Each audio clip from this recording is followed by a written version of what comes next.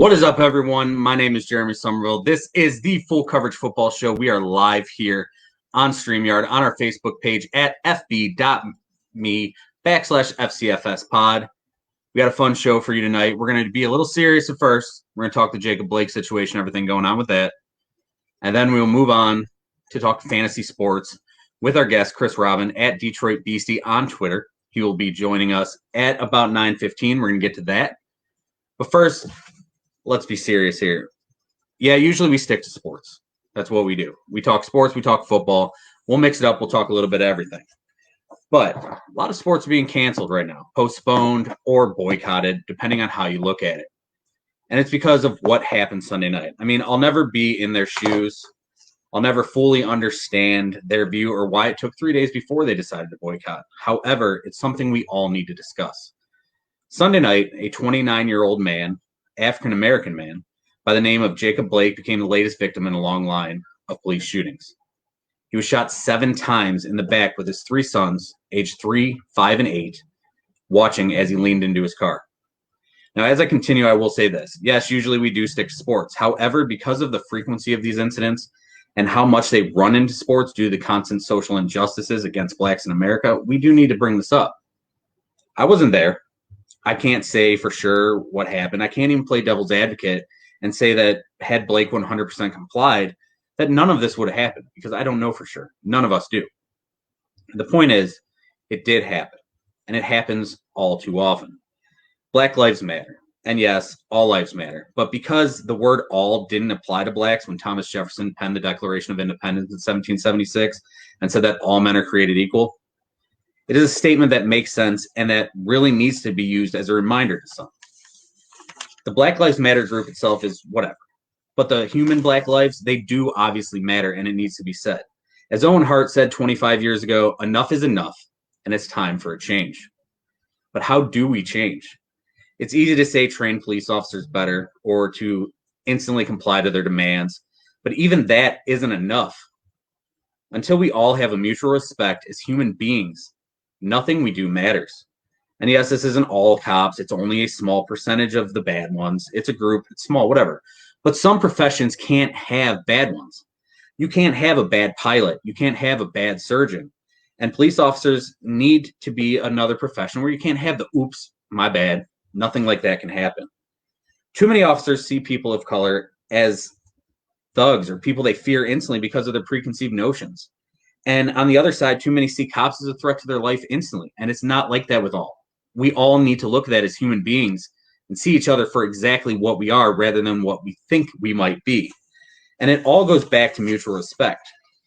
Regardless of anything, we need to stop making statements based solely on our views, our experiences of our skin color, our political allegiance, sexual preference, gender, or anything, even the way we were raised. I mean, people want to talk sheep at times. Anyone making decisions based on only your sole group, you're part of the herd mentality. You're the sheep, and you want to call everyone else a sheep. But I mean, I don't give a damn who you are, where you come from, what sex you're attracted to, or anything, who you voted for. None of that matters. We are all humans, and until we all realize that, nothing will change. You want change? Open your eyes and see things from both sides. See things from everyone's point of view. Make your opinions informed and not because of your skin, gender, or political allegiance or any of that. Make it because we are all humans and mutually respect one another. Then, and only then, will all lives truly matter. And with that, I'm going to bring in Drew. How you doing tonight, brother? Still got your mic muted. Going to be on in a second. What's up, brother? How you doing tonight? I'm doing well. Thank you for that. That was really well done, really well said, man. Thank you. Thanks, sir. Yeah, a lot going on. Yeah. I mean, it's you're right. It seems to be a frequency that we come on this show and have to bring up shit that we really don't want to talk about. And it's not that, it's not something that should be talked about, but at the same time, we try to focus on sports. But there's a glaring issue, and it's kind of like you said, crept into sports and whatnot.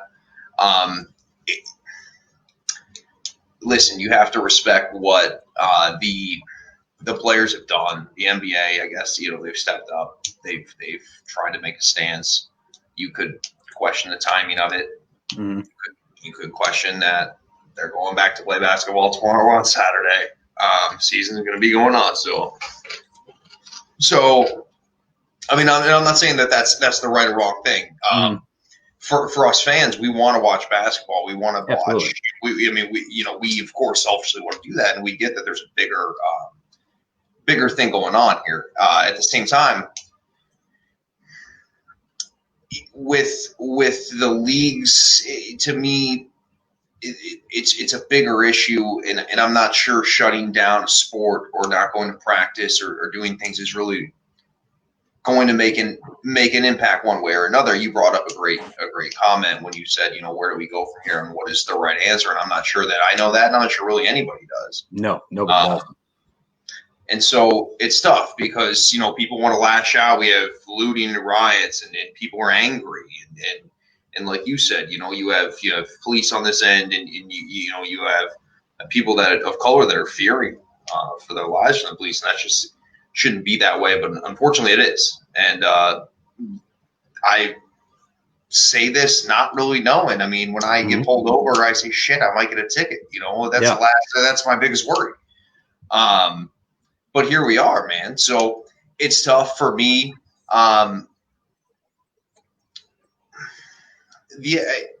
It's again, we talk about, and I say this a lot, I feel like a lot of teams, a lot of organizations try to save face and catch up with the problems at hand and try to say, hey, look at me. We care. We want to talk about, you have all these teams that kind of rush at the end and say, oh, hey, we're here. We're going to do this now. And it's great that they're doing it. But at the same time, it's like, how much of this is legitimate? And again, what is missing 2 days of games and then going back to play? Is this stance something that is going to help? Is it pushing forward a movement, or isn't it? I mean, it's yet to be seen. Certainly, their word is getting out there, and they're using their platform, as best as they can in the NBA. And so for me, it's hopefully this hits home. Hopefully this makes a difference. But again, I think with an issue that we have in this country, it's not something that's going to just be a stop playing 2 basketball games and we're back ready to roll. I mean, I just don't think it's that simple. And I don't have the answer. I don't think you have the answer. And until we do, it's just going to be, it's hard and it's just going to be a lot of hatred from a lot of different people at a lot of different angles. It's unfortunate. That's kind of where we're at. Yeah, it's something that, I mean, obviously we're just 2 white dudes. We don't understand the situation wholly. We're not in their shoes. We don't understand that. But for the stick to sports crowd, it's definitely something we need to bring up, something we need to talk about. Now, I mean, they've canceled practices, they boycotted NBA games, and it's brought it to the forefront. And hopefully, all this happens and it does result in change. And I honestly hope it does. Let's get change. Let's get back to normalcy again. We've dealt with pandemic this year, multiple cop killings. I mean, it's so much happening, taking the fun away from what it is to be alive and live life and enjoy sports. And we forget that sports is just a game because it's been so much away from that lately. And we missed the game part. And I think that's what we need to get back into. And that's why tonight we will be talking fantasy football. We are going to move our division previews to next week. We'll do NFC South and NFC West next week. We will also bring back Ward's Wagers next week. So stay tuned for that. I am so excited. Why does it feel like Ward's Wagers has been so damn long? It seems because it has been. Oh, my goodness. Yeah, I'm looking forward to it, man. We haven't done Ward's Wagers since the Super Bowl. I mean, it's been a long time. It makes sense. It does make sense. I mean, in theory. It's crazy to think the Super Bowl was really 7 months ago or 6 months ago. It feels like forever. Next week, I'll be betting this shit out of some random college football game. There's college football games coming up. We got them this weekend?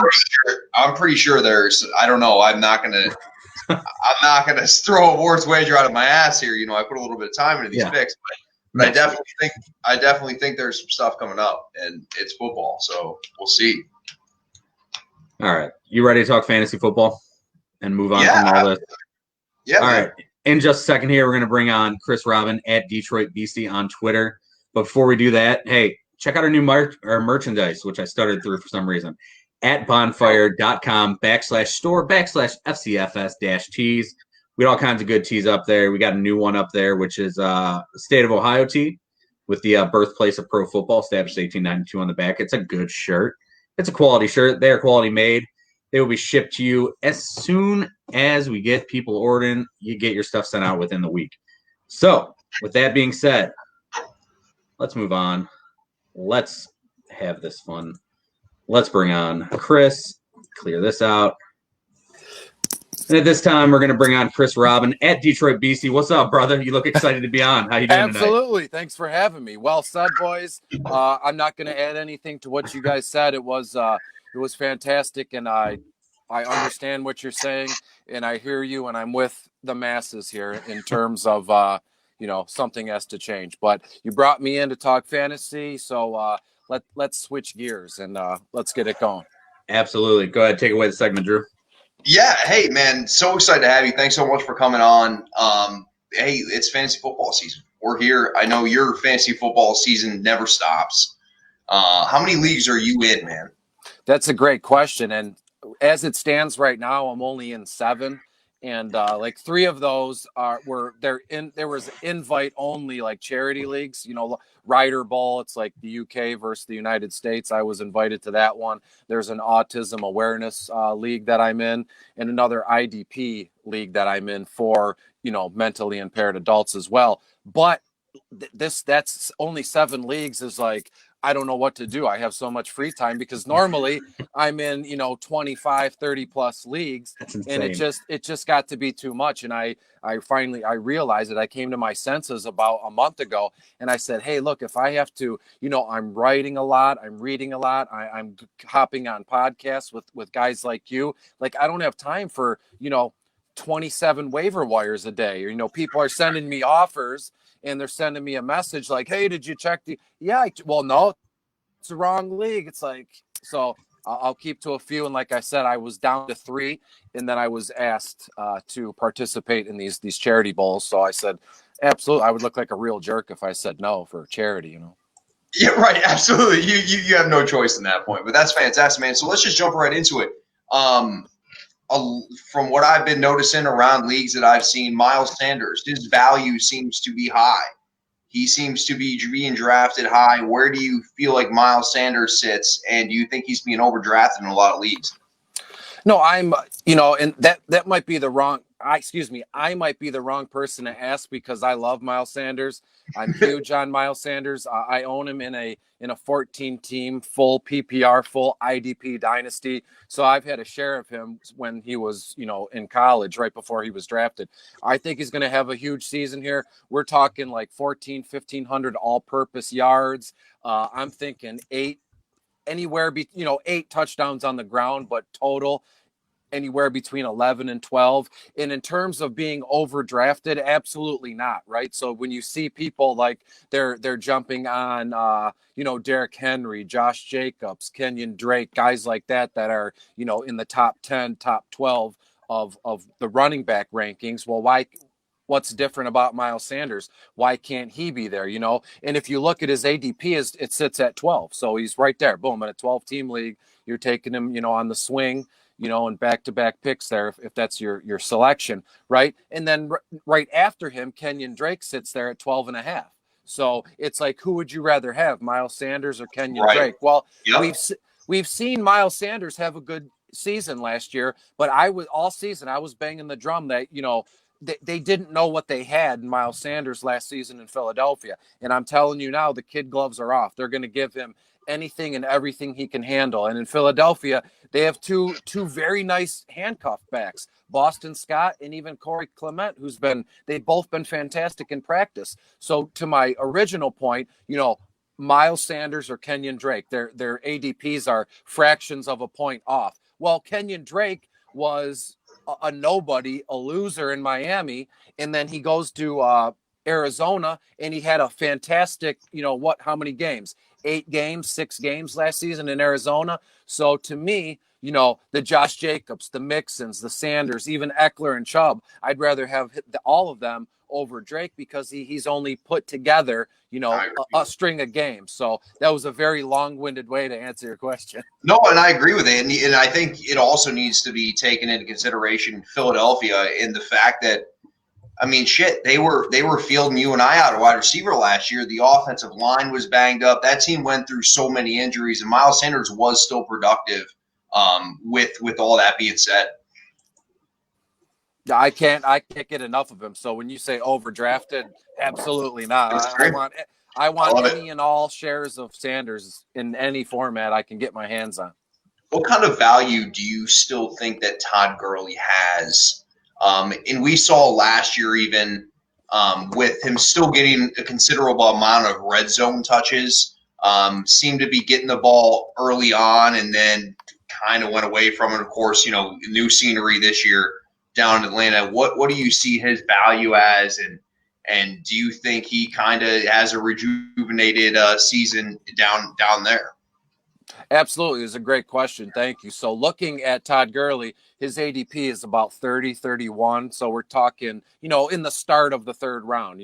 I don't think he's going to last till, mid third round. And heck no, he's not going to be there in the fourth round. So in terms of Todd Gurley's value, I love where he's sitting. And I love when I'm on social media or I'm on like a fantasy podcast roundtable, and people are just shitting on him and they don't want anything to do with him. That's fine. I'll take all the shares I can get at his current price, right? So I said like in the third round. So if we draft him in the third round, we're looking at a running back who I firmly believe is going to get us around 12 to 1,300 total all-purpose yards and about 9 to 10 total touchdowns. So we're talking at least, in the right format. Everybody plays super flex and everybody plays in a full PPR league. So and my projections in a full PPR, I have him around 220, 225, total fantasy points at the end of the season. And you're telling me I can get him in the start of the third round? Right. Sure. That's fantastic. And a guy like Todd Gurley with his ADP, that's where we really have to do our homework. And that's where draft prep really comes in handy. Because I know, let's say we're sitting here and I know I can grab Todd Gurley, with the first couple picks in the third round. Well, bam, I know I can just hit running back hard the first 2 rounds if I want, or my first pick in the first round, I can do stud running back. And then in the second round, stud wide receiver, and then grab Todd Gurley, another stud running back in the third round. So three picks in, I got 2 stud running backs and I got a stud wide receiver. So I can't talk up draft prep enough. And Todd Gurley is the example of doing your homework. Absolutely. The only other running back I was interested in, and Jeremy, you can jump in at any time here, man, is Leonard Fournette. So Leonard Fournette's still going to get the bulk of the carries. That offense is questionable at best. They do have some emerging wide receivers there. Does Leonard Fournette, where do you feel comfortable drafting a guy like Leonard Fournette? Well, to me, Leonard Fournette is another guy in the same vein as Todd Gurley, right? So if you look at their ADPs, as I said, not to repeat myself, Todd Gurley is going at 31. Leonard Fournette is right there at 33. So potentially, again, not to talk about homework and draft prep, you could, it's all on how you want your draft to go, right? So looking at Todd Gurley, I have him for 1,200 all-purpose yards, set in stone. That's like his floor, 1,200 total yards and about 5 or 6 touchdowns, five on the ground, 1 or 2 receiving. So we're talking about another running back who people just shit on. But there's really never any basis for argument in terms of putting Leonard Fournette down and not wanting anything to do with him. A guy is going to get you minimum 200 carries a year, 55 catches. He's going to get 60, 70 targets, and because his catch rate percentage, I believe, is in the 80s, like 83%, 83.5. Maybe you could double check, or I can. when you guys talk, but he's a complete running back, and I love everything about Leonard Fournette. So again, you keep naming guys that I want in all You formats. do? No, I love it. I love it. Jeremy, you got anything? Yeah, and while we're talking running backs, we do have a question on Facebook. What are your thoughts on Raheem Mostert? Well, this just in, I love him too. So again, if you look at Mostert, let me because I have the ADP, all the guys' ADPs in front of me. So if you scroll down, Raheem Mostert, his ADP is about 51. So we're talking in the beginning of the 5th round. Guys after him, Kareem Hunt, Ronald Jones, even Swift here in Detroit, and then a few guys before him, in the mid 40s, David Montgomery. What's up with his groin? Mark Ingram, Devin Singletary, who I just read today has been having, fumble issues in practice. So people on Twitter, social media is so toxic. Yeah. We could discuss that another time. So in terms of Raheem Mostert, I have him for over 1,000 yards, but we're talking all purpose. Maybe he'll knock on the door for 1,000 rushing yards, but I don't think he quite gets there. Maybe 820, 850. But I have him for a healthy dose of touchdowns, 8 or 9 touchdowns, maybe even 10. If you want to get like really ambitious about him. So Raheem Mostert in the 5th round, it's like that's unbelievable to me. And another guy, it's like, you guys read my mind coming into the broadcast here. Another guy that if you do your homework and you draft and you get who you want at the right spot, you're set up for success for like a damn good team, right? Raheem Mostert in the 5th round is an absolute home run, no matter what format you're playing in.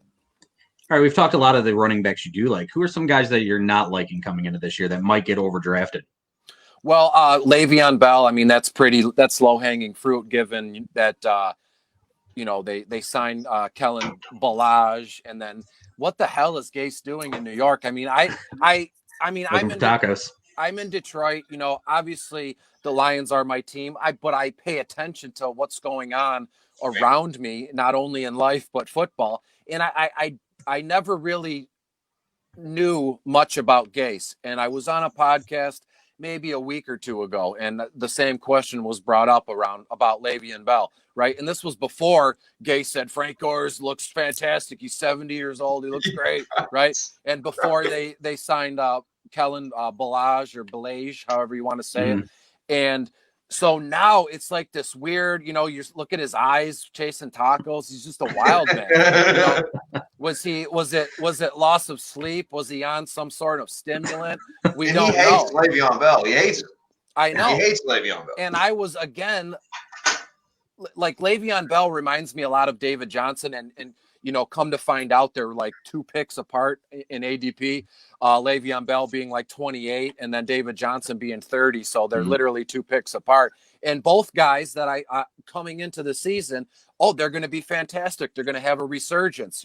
David Johnson's been ho-hum for a couple years after a massive breakout in 2016. And we all know the kind of running back Le'Veon Bell was in Pittsburgh. Number 1 overall pick, if not top 3. Right. And then he sat out, and then he was a weirdo. We didn't know what was going on. And then I was all in on Le'Veon Bell like a month ago. And I'm not changing my stance on him because that would make me look, flaky and being, a fantasy sports writer or a broadcaster, being flaky is one thing that I do not want attached to my name, because then you're not trusted. You look like an idiot. So in terms of Le'Veon Bell, I think that this recent hatred for him, given what the heck's going to go on there, I'm still taking a chance on him because, you guys could attest to this too. We draft certain guys at certain picks in our draft for, a few things, upside, and we're taking a risk once we get to a certain point in the draft. So Le'Veon Bell is I don't want to say boom or bust player. He's a boom or bust pick, if that makes sense, because if you're taking him, it looks like late 2nd round, early 3rd round. So, to me, your first like 4 or 5 picks, the first 5 rounds, I think you have to hit a home run on every pick there, or you don't have a chance for the rest of the season. So Le'Veon Bell is one of them. I love David Montgomery. Nothing personal against him. And even before the hamstring or the knee issue, he slid in practice the other day. Maybe I think it was actually even yesterday. But He was getting some hate, but I was still drafting him, wading through the shit storm on social media. James Conner's another guy that I've always been, into, not as a man, but as a fantasy football player. I've been into James Conner. Another guy people just discount, and I think he's going to prove, a lot of people wrong this year. One guy that is absolutely perplexing to me is Nick Chubb in Cleveland, right? So follow me for a second. Cleveland, it's the Browns, right? And as a Lions fan, Drew, we know, we know the ins and outs of a shitty organization, team that just every move they make is wrong, because when you look at the Lions, I mean, all these other teams have had success. They go from, last to first, last to a playoff, NFC championship game, what have you. And the Lions haven't even done that. The old saying, a blind squirrel finds a nut every once in a while. That same thing applies to the Lions. They couldn't just, happen to fall into a playoff game or happen to just host a playoff game. They haven't done anything, and it's because of the decisions they've made. So turn our attention to Nick Chubb, their star number one running back, aside from Kareem Hunt. That's a separate discussion. But Nick Chubb is without a doubt their RB1. He's a top 10 guy, and these idiots let him get concussed in practice, of all things. How does an organization, like I've been thinking of that since it happened, how do you let your star stud running back, who I would think that you want to carry the load, take some pressure off Mr. Interception himself, Baker Mayfield, take the pressure off him and let Chubb and Hunt, field all the work. Chubb can get 250 carries in a season. Kareem Hunt can get 70 catches in a season. Let these guys do the work, but then you put him in a practice situation where he gets a concussion. And to be honest with you, I haven't read. I don't know if he's practiced since. I don't think he has. I mean, correct me if I'm wrong, but it's absolutely insane that you would even set up anybody. I don't care if it's a third string long snapper. You don't set your guys up, to be harmed, and you don't set your guys up for failure, because a concussion 2 weeks out before the season doesn't look so hot on a resume, and it doesn't look so hot for us wanting to draft him at his ADP, which is like 15. So you're telling me, so it's just an odd occurrence. And then again, Derrick Henry is another guy. I love Derrick Henry. I'm all in on him. He's a monster. He'll pick you up and he'll choke slam you right on the field like he's the Undertaker. He doesn't care. But he's a guy that, people, they don't care about. They're not talking about him. They're skipping over Derrick Henry in drafts to draft a guy like Clyde Edwards-Helaire, to draft a guy like Austin Eckler. So, I mean, I could talk about this all day, to answer your question. Just one more thing with the running backs. Is Clyde Edwards-Helaire, is he the safest rookie pick, or do you like a J.K. Dobbins or even a DeAndre Swift, which even as a Lions fan, I'm not sure if I'm comfortable. As far as what would you rate them, where you take them? I love DeAndre Swift, the player, but not as a fantasy perspective in his rookie year. Yeah. Well, that's a good comment. Who's the safest rookie, in terms of football in general, but especially with rookie, with offensive rookies, nothing is safe. Nothing is set in stone, because we still, I mean, granted, we're 14 days out from the start of the regular season, somewhere in there, 13 days out. So we're really close. Exactly. So we're really close to the start of the season, but I don't want to be the guy who keeps telling you everything we've heard on social media the last 6 months, but there's been no preseason. We're not 100% sure how snaps and touches and targets are going to shake out. But to answer your question, I would think, yes, Clyde Edwards-Helaire is the safest bet, and he better be, or there's going to be a lot of upset people, drafting him third, fourth, and even fifth overall in their draft. So if he's not the safest rookie running back this season, there's going to be a lot of upset people and a lot of real crappy teams this season. I want to go back to, you were talking about Nick Chubb. I'm a Browns fan, and Drew and I on this podcast talk about how shitty the Browns and Lions organizations are constantly.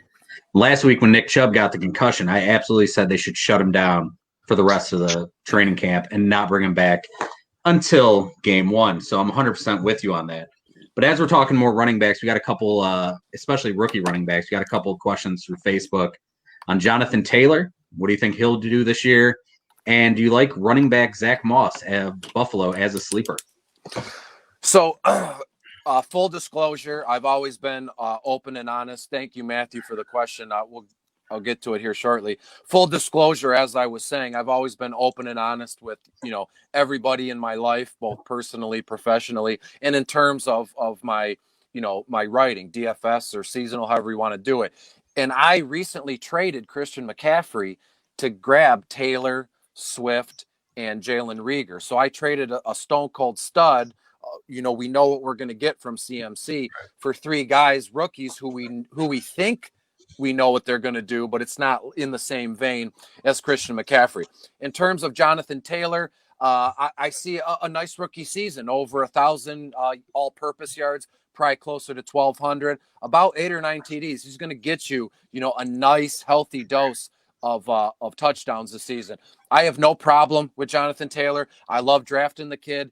If the spot is right, and if you trade for him, make sure that the price is right, for a guy like him. In terms of Zach Moss in Buffalo, that's a perfect question. Michael was his name who asked the question, right? Chris. Guys, Michael Gradney. This was Chris Somerville on this one. Oh, okay. Hey, Chris, great name. So Zach Moss, that's a perfect question, and I would like to think that the Chris's are connected here because of what we just read, mere hours ago about Devin Singletary not doing so hot, having fumble issues. And there's already been a ton of talk about these rookie running backs that came in and we buried like we buried Aaron Jones, we buried Kerryon Johnson because, they drafted, these really good rookie running backs. But in terms of Devin Singletary, I'm not 100% sure his role was ever safe to begin with, after grabbing Zach Moss. So looking at I have my projections here in front of me. So looking at his projections, about 150, 155 carries, and that would be fantastic. About 650, 700 rushing yards, 5 touchdowns. That's fantastic.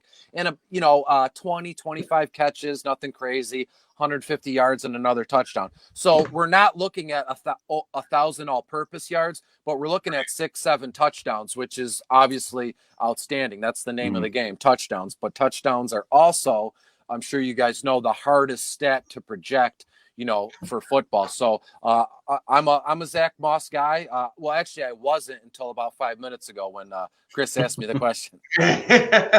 So moving on to receivers, actually, and this is great because I've been reading about Juju and his limited reps in practice and questionable how he's looked in practice. Again, these are reports. Are you confident drafting Juju? And are we even confident that he's a guy that can be the one and on consistent basis produce? To answer, the short answer is no. I've never been a Juju fan.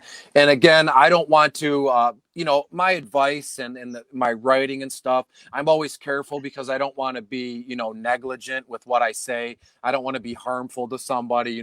It's just my opinion, to be honest with you. I'm a nobody, just a guy who likes chatting, and likes writing, and I'm a fan of it, right? So when I say I don't like Juju, I'm not. What I'm getting at is, if I say I don't like somebody, I'm not trying to talk people out of drafting him or trading for him. It's just a personal opinion. I'm with you, Drew. I'm not a fan of him. I don't think he's a number one. And sorry if I give the same old tired argument. I think he was really well 2 seasons ago because AB was there. The guy was a little monster, a mini monster, however you want to put it.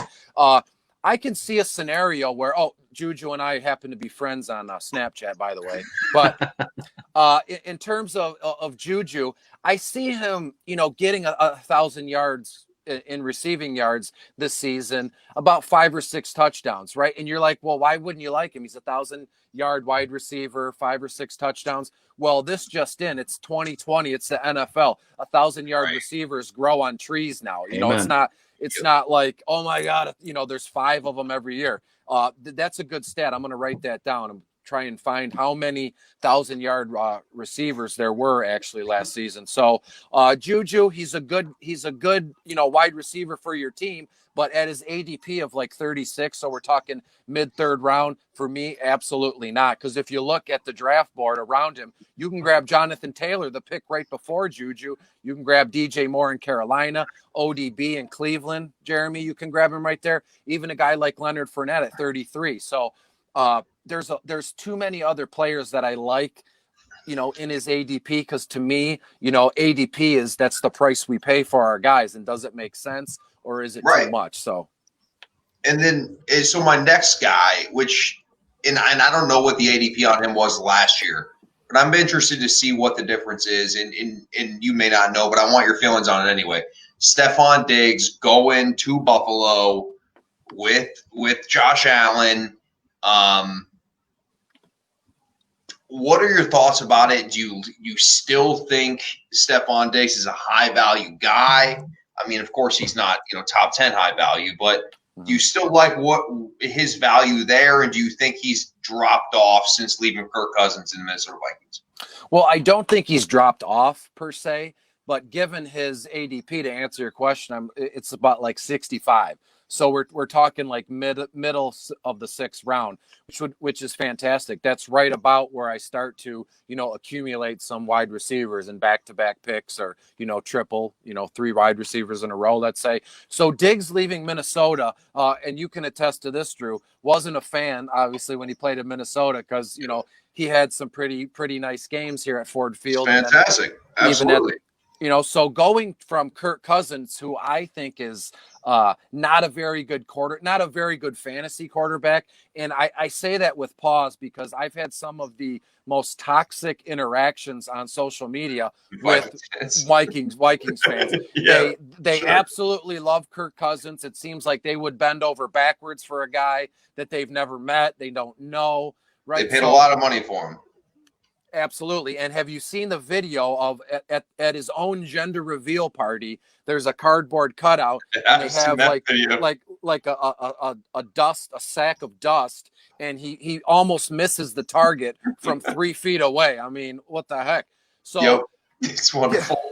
Getting back on track. So Stephon Diggs in Buffalo, I love it. And I love it for a few things. His ADP is a sweet spot. 6.5 round for Stephon Diggs is very nice personally. And he's going to Buffalo, where people don't think of like this a lot, but it's very cold, but the fans are outstanding. I've been to a game, in Buffalo. The fans they're like us here in Detroit. We don't care what the record is, what the score is. They show up in droves. Every play, every yard, every reception, the roof seems to come off on it. So Diggs in Buffalo, I find very appetizing, because you have a guy like Josh Allen at quarterback, who is an up-and-coming stud. He's a especially in 2 quarterback leagues or super flex leagues, he's a top 10 pick, no brainer. Run the ball, yeah. And even in standard formats, he's a top 10 quarterback. So there's no doubting what Josh Allen can do and what Buffalo's putting together there. So Diggs is a buy for me. Are you taking Diggs over T.Y. Hilton? Absolutely, all day. Because if you look, T.Y. Hilton's one of those guys. I wrote an article about 2 months ago. I did a fantasy heaven and hell series. I don't know if you caught it, but it's exactly like what you think it is. These guys are it's like heaven to own them. And then these guys, it's like hell to own them. And T.Y. Hilton, ADP is at 57. And mind you, Diggs is at 65. So we're talking almost a 10-pick swing. I've never been a fan of T.Y. Hilton, nothing personal. I've never owned him. I've never acquired him. And availability, man. Availability. He's not available. Real fast, personally, fantasy football is supposed to be fun, and I like to draft and own guys that I like to watch play. I like owning and drafting guys that, don't give me ulcers, that aren't like stressing me out, Sunday morning when I'm trying to set my lineup. And T.Y. Hilton is in the same, group of guys like Amari Cooper is. Are they in? Are they out? they're got a big Q next to their name all week, and then the one week, he's got a Q, he's a game time decision. He plays, he scores 3 touchdowns. So you're geeked, you're happy. Well, guess what? I'm going to start him next week, and guess what? You start him first drive of the game, he tweaks, soft tissue injury to his leg. Yep. He sits out for the rest of the game and really, puts it up you, right? So yep. I want nothing to do with T.Y. Hilton. I don't care if it's right or wrong. I'm taking Diggs all day over T.Y. Hilton. No, I love that. This is all right. Yeah. I don't know if you can see this, Chris, but AJ Green or Hollywood Brown. Great question, Matthew. So looking at it now, I know it's not realistic to say looking back a couple seasons it would be AJ Green because that's not realistic, not reasonable. But to answer your question, I'm going Hollywood Brown here. Not by much though. When you look at a guy like Hollywood Brown, I don't care if his name was Jeff Smith or John Adams. He's the number 1 receiver on a Baltimore Ravens team that is going to be absolutely fantastic. And he's in an offense kind of like Kansas City where I want any and all pieces of that offense as I can get, right? And I'm a huge AJ Green fan. I have an autographed, I have a Julio Jones and AJ Green autographed jersey rookie card that hangs here in my office down here. I'm a huge AJ Green fan, but I don't want to say talent wins out because AJ Green is probably more talented, but it's the availability, as you said, and it's the opportunity. You look at a guy like AJ Green, who's I believe he's going to be playing in his year 31. See, he'll be 31 years old, and he's in an offense with some question marks. You got a rookie quarterback who, in all likelihood, should be a stud quarterback in Joe Burrow. Joe Mixon looks to be holding out, or put that aside. You got Mixon at running back. And then you have a guy, you have like a plethora of good serviceable wide receivers in that system, right? Mm-hmm. T. Higgins is there. Boyd is there. Auden Tate has looked fantastic. Awesome. John Ross III. So there's a lot of moving parts there. And to argue myself, to play devil's advocate, well, you could, kind of say the same thing about Marquise Brown, right, as the wide receiver.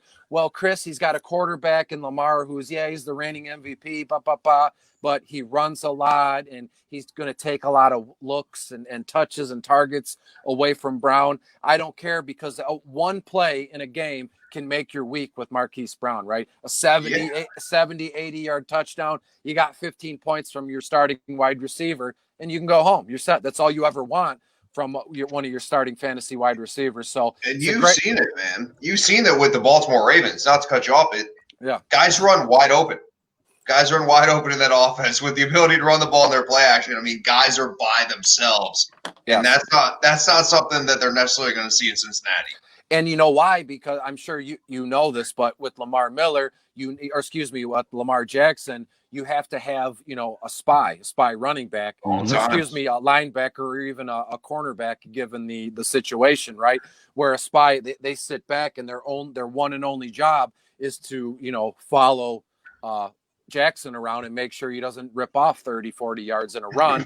So right out off the bat, you take that guy out of the play, right? And then you got Mark Andrews, who is a wild man, who I own, so he's taking coverage away from probably a linebacker, because more times than not, the best cover linebacker covers, a stud tight end. So that's 2 guys out of the play, right? So you have, cornerback on both of their wide receivers. So you're telling me that Marquise Brown is going to be looking at man-to-man coverage a lot in 2020? Sign me up. Yeah, burner. Nailed that one. Burner too. Yep, absolutely. I love it. So you said you wanted all the pieces you could get of that Baltimore offense. Absolutely. How high is too high to draft Lamar Jackson? Here's another, not to flip-flop and sound like I'm, not well with like my rankings and projections. I love the offense, but I'm not all in with drafting Lamar Jackson at his price. In a super flex, he's a top 5 pick. He's probably it's probably going to be, I've seen it a million times already. Pick 1 is Christian McCaffrey. Pick 2 is Patty Mahomes. Pick 3 is Lamar Jackson. So when you draft a quarterback that high, follow me here and tell me if this makes sense. So you draft your quarterback 3rd overall. to me, he then has little to no value. And meaning, if I want to acquire Lamar Jackson from you, Jeremy, I'm going to have to give up probably half my roster. I'm going to have to give you 10 guys from my roster to get Lamar Jackson. Does it make sense to me? There's no value to be had for my team, right? And on the flip side, Jeremy, you as the Lamar Jackson owner, you're only going to take the moon and the stars for him, if that makes sense. And nobody's willing to pay that. So therefore, you're stuck with Lamar Jackson, which isn't horrible to be stuck with him. But you get what I'm saying here? Absolutely. There's little to no value here because it's always like a standoff here. I want him, I don't want him, and nobody's willing to give up what he's worth, and in turn, the owner isn't willing to receive what he's worth. So it's an odd circumstance. Lamar Jackson, he's a great player, great quarterback. He's just not for me, not for my style of play, let's say. Understandable. And while we're talking rookies earlier, thoughts on CeeDee Lamb, Jefferson, and Judy? So I'm going to write that one down real quick. So we got, so I keep my story straight, right? So CeeDee Lamb, Judy. By the way, you're on fire, man. You are Absolutely. fantastic. And I'm loving every minute of this. Thank you. We appreciate you, brother. Oh, Thank absolutely. you. I'm sorry that I, to be honest with you, I don't know what took us so long to get together like this, right? So if we look at the three guys, I'll mention each one real briefly. We all know who they are. Jerry Jeudy is, we've all seen his fantastic route running ability, which is kind of advanced for, a rookie wide receiver. Normally, a rookie wide receiver, they have a fantastic college season, but then they come in and they have to relearn a lot of things, whether it be technique, whether it be the route tree, the playbook is a given, right? But he's come in and I'm sure you guys all have too. You've seen his clips from camp where he looks phenomenal, running his route. So he's in Denver. Drew Lock is their quarterback. I'm high on that whole offense. CeeDee Lamb is in Dallas. We know what that brings. It's a very high potent, fast-paced offense, but there's a lot of people in line for targets and touches before you get to CeeDee Lamb. And I'd like to think that it's all up to Lamb to earn his target and touches with Dak at quarterback who can run, for rip off 100 yards in a game. Zeke Elliott, guy hasn't missed time. He's a top 5 guy, stud. But then you got two guys like Amari Cooper and Michael Gallup, right?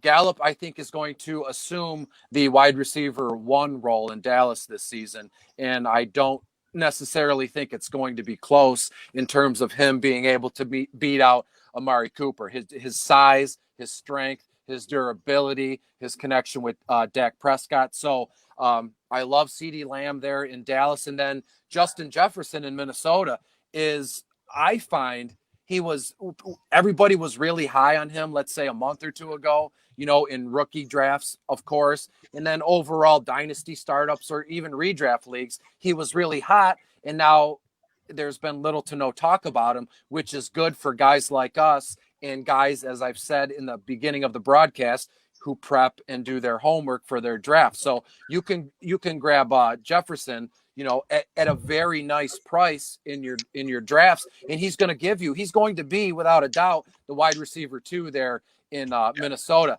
And again, I love Adam Thielen. The guy's self-made, came from nothing in terms of where he played college and undrafted free rookie, free agent and all that. But I firmly believe too, just like Lamb in Dallas, Justin Jefferson is going to be the wide receiver 1 in Minnesota, if not halfway through the season, right? So I'm not calling he's going to be the wide receiver 1 right off the bat. So I guess I'm supposed to rank these 3 guys. That's what the question was, if I'm not mistaken, correct? So I would go Judy, Justin Jefferson, and Lamb, without a shadow of a doubt, right off the top of my head. And then you agreed with us completely, Drew. We talked about that last week. Yeah, we did. We didn't expect anything from Jefferson right away, but about game 8 is where we thought he'd take off. So you're about halfway through the season with that. I'd like to know when Minnesota's bye week is. Sometimes some people might not think it's a weird thing, but a bye week. A lot of teams, depending on where they're at, in their division or with how the offense or defense is running, a lot of times, the team spend that 2 weeks, that includes the bye week, totally revamping, their offense or their play calling. And if Minnesota has a bye week, as you said, Jeremy, like around 7 or 8, if it's any later than week 8, I think we see, Jefferson come out on fire after the bye week and maybe, I don't want to say double, that's a little much, but might be the showcase wide receiver in Minnesota. Yeah, quick glance, it looks like week 7's their bye week. And I did look up when I got kicked off here. I had a power flash at the house here. I got kicked off. But there were 29 1,000-yard receivers in the NFL last season, to answer your question. Yeah. So basically, there's 32 teams in the league. So if you wanted to just everybody's got one. So yeah, if you want to dumb it down, every team has one. So it's just pick your guy. And I think you got to think with Judy as well. In my opinion, his route running in that coming out of college with a no preseason, abbreviated off season, I think immediately, like you said, I think he makes an impact. Jefferson will be groomed. I think he's definitely an outside guy that I think Thielen will need Jefferson to play at a high level second half of the year to be productive in that offense. We'll see. And let me, I failed to mention a guy like Judy in Denver and a guy like Gallup in Dallas. I touched on it. There's a lot of moving parts, but a guy like Judy in Denver, he's going to have to find his spot, his little niche, right? Because nobody's talking about Cortland Sutton either. He's coming. He's fantastic. So, Judy is going to have to find his role, and he's going to have to find it fairly quick before people, because I know fantasy football people they're very fickle. It's what have you done for me lately? So Judy is going to have to find his spot. And if anybody's watching this, I'm going to write a note where I'm going to keep close tabs on Judy. And if he struggles early in the season within the first 3 or 4 games, I'm sending a low ball offer to the Judy owner to see if they're just doing a panic sell, right? Smart business. Yeah. Love it. All right, last thing I want to touch on, Jeremy, I don't know if you got, tight ends, it is. Quarterbacks, I can't think for the most part, the only question I would have at quarterback is Drew Lock. And if you think he's being overdrafted because of the weapons he has and kind of questionable production, not questionable production, but limited production out in Denver. Another guy who, as I've said a few minutes ago, everybody was going crazy for him a month or 2 ago. I don't have the exact date, but people were going absolutely crazy for him. It was one of those times where, everything on social media, especially Twitter, it's like Groundhog's Day. Like Drew Lock was really hot, and then they fizzle out, but then he comes back around. There's dozens of guys that happens to. And as it stands right now, Drew Lock is it must be downtime for the Drew Lock, truthers or the people that are way into Lock. So he's faded away in terms of hype and ADP, but he still has that same what's the word I'm looking for? He has all them same tools, all the same receivers. He's got 2,000-yard running backs. And again, a guy who, he's off people's radar right now. So, the time is now. In terms of fantasy football and any fantasy sport, there's a supply and demand, and there's a buy and sell time. And each buy and sell time, it's always different for each player. And right now, Drew Lock is in a definite buy. Drew, you brought up tight ends. What are your thoughts on Gronk this year? What do you expect from him?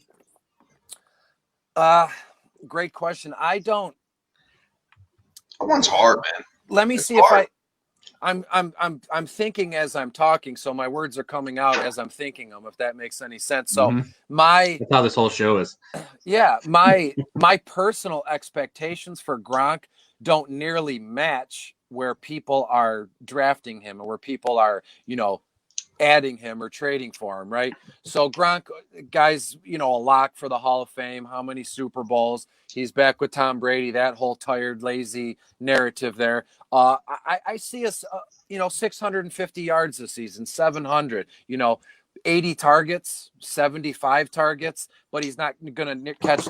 I don't think he catches 50 balls. So if he's got 80 targets, but he only catches 50 of them, that catching percentage isn't the highest. It's not the greatest, right? And not a ton of touchdowns, not Gronk style touchdowns, like 4. maybe five, even five. I don't even feel comfortable, projecting Gronk for 5 touchdowns. So he's a guy that, to me, he's a late round guy. He's a flyer, Gotcha. Maybe 12th, 13th round plus. But again, that's me personally, and you're in no way going to be able to, grab him there. So right, exactly. So he's a non-factor for me in terms of buying or drafting. What about OJ Howard? No, is OJ Howard, is the search and rescue ever going to find OJ Howard, or is he just disappeared off the face of the earth? Does Bruce Arians just hate him? It's a huge bummer because I'm a big OJ Howard fan. I don't know why. I have a soft spot for him. Actually, I do know why. Last season, this time last season, I had no tight end on my team, right? And again, it's on Fantrax, my 14-team PPR IDP roster. I didn't have a tight end, and Howard was staring me right in the face, and I got him super cheap for like a 5th or 6th round pick in this past month's draft, right? And he absolutely he broke my heart. And I think we're in for the same, the same kind of season. I think he's going to be lucky to get to 400 receiving yards this season.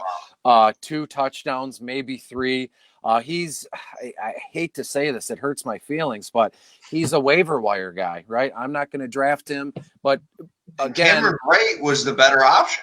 Right? I mean, Cameron Brate was a better option all year long than OJ Howard really was. Yeah, absolutely. And again, he was another one of those guys a few months ago. People were like, it's got to happen this year. Tom Brady's in town. We know he loves tight ends. And again, stick it right up our ass when they added Gronk. So I think the only relief for him, or the only hope for him, let's say, is obviously if he gets traded to another team, right? He would be, imagine him on, let's say, the Colts or in Philadelphia, how fantastic he would be. Just the way, like in Philly, they have Goddard and they have Ertz, and those guys are fantastic. I mean, Ertz is fantastic. And a guy in Indianapolis, like who I love, Jack Doyle. Jack Doyle rules. No, yeah, exactly. Nobody talks about him, but he's on every team that I have because he's just a nobody talks about, and you can pencil him in for minimum 5 touchdowns. And that was Jacoby Brissett, right? So let's think we had Phillip Rivers. Jack Doyle, I feel like, has to be a value pick. Yeah, Phil Rivers is a gunslinger, the bolo tie, the works. We've seen the tight end. He had Antonio Gates all the years. Antonio Gates is a Hall of Fame tight end. Then Hunter Henry came on and he was fantastic. So, and maybe it's just the fact that if I was a tight end in a Phil Rivers run offense, maybe I could score 5 touchdowns because the guy throws the ball 550 times a season, and that's low. I mean, 550 pass attempts is low for a guy like Phil Rivers, and revitalized in Indianapolis with some fantastic players. So OJ Howard, major bummer. Better left on the waiver wire for me. Let me ask you this: can we trust Evan Ingram? Can we trust Evan Ingram to draft his ass where he's being drafted? Is that something we can do? Because I'm tired of doing it. I'm upset about it. I'm tired. Availability, bro. It's just I can't handle it anymore. I continue to put the guy on my team based off talent, and I not rely on him and then not have to go with a Jack Doyle type player. Yeah, I'm with you. I've never owned Evan Ingram, and I don't expect to own Evan Ingram ever. I can put him in that same class where is he going to play? Is he not going to play? And then when he plays, I bench him. He scores twice, things of that nature. So his ADP is about 75, which is absolutely too rich for my blood. So you're saying in the 7th round to draft Evan Ingram? No, thank you. I can see him getting targeted, even 100 times, catching 60 of those passes for 650, 680 yards, and then, 4 touchdowns, maybe 5 touchdowns. So those are fantastic, phenomenal numbers for a tight end. but those are my projections based on him playing a full season, which he will not do. So Correct. Minus a touchdown or two, minus a couple 100 yards, minus 20 targets. So he's not for me, especially at that price. And Chris, before we let you out of here tonight, I got 2 more questions. One, give us some sleepers, late round guys that a lot of people won't expect you to draft or that are getting overlooked right now. Mm-hmm. And also, what is, in your opinion, the best way to build a team in fantasy? So I'll give you I got 2 guys. I have a stack of note cards that I filled out with almost every player, but I love Chase Edmonds in Arizona this season. But he's kind of starting to pick up steam because, I'm not saying I'm the sole reason for that, but I'm in that crowd where people are, really high on him. And then it was, exacerbated when Kenyon Drake is walking around in a boot and he says, "Oh, nothing's wrong with my ankle. It's fine." Like, yeah, I walk around in a boot on, dude. I walk around in a boot all the time, safekeeping for my ankle. It's not normal to do if you're healthy. And Chase Edmonds absolutely has standalone value, meaning a handcuff means the handcuff is only good if the team's RB1 goes down. Well, Chase Edmonds is going to do his thing whether Drake plays or not. And talk about a guy with a fantastic catch rate, in terms of percentage. I think it's at 72, 75-ish percent. And, his best week last year was, and again, I don't think I'm a weirdo savant. I've done all this homework. And again, I have this all on note cards, so I'm not just pulling it out. But his best game last season was in week 7. Arizona gave him a full workload in terms of 27 carries, and he put up 126 yards. So that just goes to show you, very small sample size, but given a full workload, he produced 100 yards, and that's it. My second guy is another running back, Nyheim Hines in Indianapolis. We just talked about Phil Rivers. Perfect segue. I look like a genius here in terms of that. But Nyheim Hines in Indianapolis, I still think he's in that sweet spot where he's still kind of a secret. People aren't paying attention to him. He'll come across your social media feed every couple days, and it's because he had a good practice. It's because the head coach or the quarterback said, we want to get him involved more, which they actually said.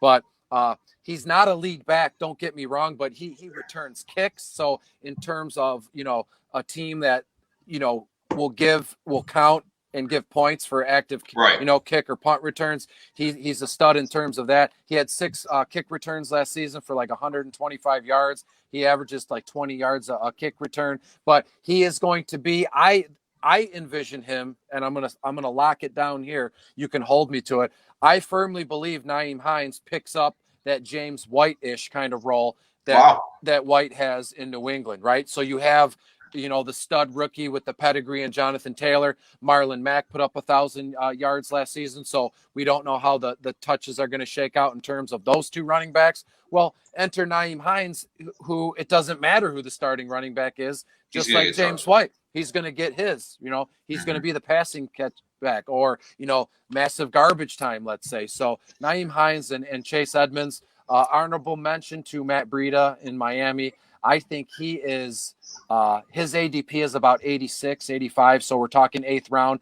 I believe that he will be that team's starting running back sooner rather than later. So you're telling me I can draft, a starting running back in the 8th or 9th round, sign me up. I love it. Nice. Jeremy, got anything else, man? Yeah. What's your recipe for building a great fantasy team? Well, I'll give you 2 options. I'll give you two ways, and the first one's going to be real quick. My favorite way to play is IDP. I'm talking full-blown IDP, not just 1 or 2 flex spots. I'm talking the works, every position, D-tackle, defensive end, defensive, all that. Linebackers, cornerbacks, and safeties, and it's not lumped into DBs. It's separate, cornerback and safety, right? So in terms of that, I always build a monster championship defense because, during the draft, people aren't even paying attention to IDP. Mm-hmm. You can draft a stud like Darius Leonard in Indianapolis in the 5th or 6th round, right? So build a championship defense. It is true. I can firmly tell you that defense does win championships. I won last year with an absolutely monster IDP roster. So for us normal folks who aren't a IDP psycho, I would say, I think I said, maybe 5 or 10 minutes into the broadcast, I believe that your first 4, even 5 picks have to be home runs. Your first 3 picks for sure have to be absolute stud picks, right? Don't deviate, don't falter from your plan. You draft your guy at each pick in the first couple of rounds. And then in the just kind of, not making this up, but the gears are turning in my head. I would say when you get into that 6th, 7th round, I'm going to start to take, some rookies, some like the Jerry Judys of the world, let's say, or even Jalen Rieger in Philadelphia.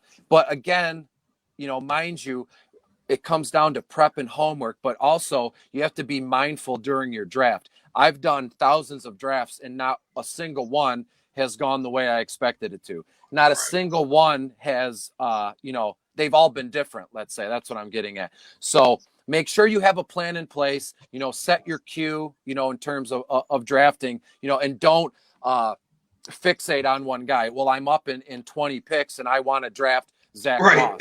Well, Zach Moss isn't going to be there, and then you got a minute on the clock, and and you make a panic selection, right? So be careful with that kind of stuff. So your first few picks, dare I say, your first 5 picks have to be home runs.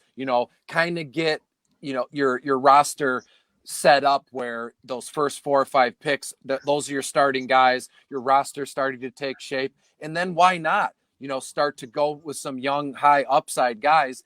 Even that early. I mean, everybody has their own process. There's no right or wrong way. So I'm sure there's a lot of people that would say, Chris, you're a dummy. Why are you going to take a rookie like Justin Jefferson or Jalen Rieger in the 7th round? Hey, listen, guy, don't mind, mind your own business. Let me build my team the way I want it to build. Mm-hmm. And again, I played in thousands of leagues. I haven't won all of them, but I've won some fantasy football championships, and I do it almost the same way every draft. If it's a standard scoring league, meaning, with 1 or 2 flex spots, meaning you only start one quarterback, I always wait on a quarterback. I can get Matthew Stafford in the 10th round. I can get Matthew Stafford in the 12th or 13th round. A quarterback that can throw for 4,000 yards, 25 touchdowns in the 10th round is fantastic. All that means is I spent the last 9 picks, building, running backs and wide receiver. Yeah. So, any questions or comments in terms of that is concerned, my DMs are always open for you guys, anybody else. My Twitter handle's right under my chin at Detroit Beastie. I could talk this stuff all day. Chris, listen, man, I seriously appreciate it. I know Jeremy does as well. Again, get at Detroit Beastie on Twitter. Listen, man, I hope we can have you back on the show in the season down the road. We'll recap, feel where we're at. I appreciate your time. I really do. Thanks for inviting me, guys. It's right back at you. Appreciate it, brother. Have a great night. Yeah, you take it easy, man. Once again, that was Chris Robin. You can follow him at Detroit BC. Brother, what great stuff from Chris, man. He's a monster. The guy, you killed it. The dude is literally fantastic. I hope we can have him back on down the road. The man knows his shit, folks. Clearly does. He is locked in. We're locked in. What a wonderful show. It was good talking fantasy. That dude, I'm super impressed. I hope everybody else is. We'll definitely have him back on down the road. Dude, watching the show, just on our little monitor here, you and I were just bobblehead dolls for most of the show. We're just like, yep, 100%. Dude killed it. He knows his stuff, man. Yeah. You can follow him once again on Twitter at Detroit Beastie. That was Chris Robin. He's got a few sites on his bio. He didn't want to plug anything, but definitely check him out. Give him a follow. Definitely worth it. Like he said, his DMs are open. So slide in those DMs with your fantasy questions. Ask him. Just add him at Detroit BC. Anything you got. High on Miles Sanders, who I traded away today, and he made me question it. Like, hey.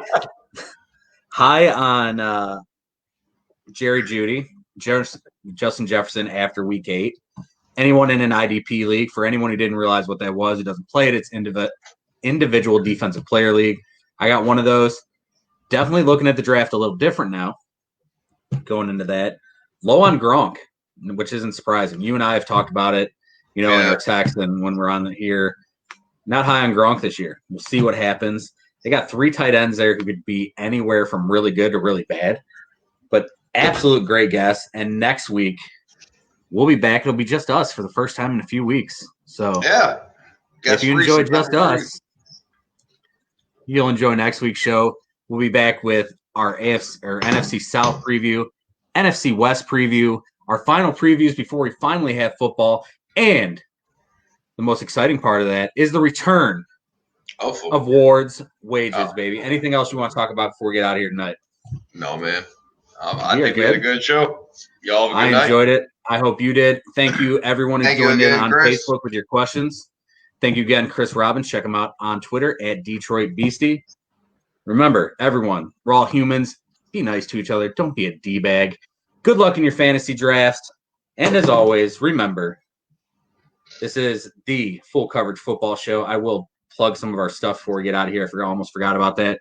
We are live from 9 to 10-ish every week, Thursday, on our Facebook page, fb.me/FCFSPod.